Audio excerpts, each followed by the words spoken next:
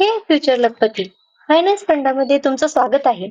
शाळेत आपण शिकलोय A for apple, B for ball, पण पी फॉर पिकॉक नाही म्हणायचं आता. आता आपल्याला पी फॉर पैसाच दिसला पाहिजे. आता जवळपास सगळ्यांनाच एटीएम वापरता येते. पण कंपाऊंड इंटरेस्ट काय आहे हे माहिती आहे का? सॅलरी येते तेव्हा आपल्याला काय काय करायचे आहे ते सगळं माहित असतं आपल्याला. पण थोडेफार पैसे कुठे गुंतवायचे, किती वाचवायचे याचा काही पत्ता राहत नाही. आपण लोन घेतो, ईएमआय भरतो, पण सिबिल स्कोअर म्हणजे काय हेच माहित नसतं. म्हणूनच आर्थिक शिक्षण ही पर्यायाची गोष्ट नाही, ती गरज आहे जगण्यासाठी. भारतामध्ये लाखो करोडो लोक वयाच्या 30-40 पर्यंतही एस-आय-पी, म्युच्युअल फंड किंवा इन्शुरन्स समजून घेत नाही.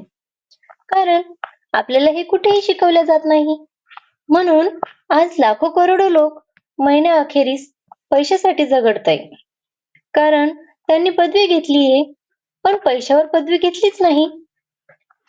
जर तुम्ही खरंच स्वतंत्र होऊ इच्छित असाल, तर फक्त नोकरी पुरेशी नाही. नॉलेज हवी पैशांची, गुंतवणुकीची, रक्षणाची आणि वाढीची.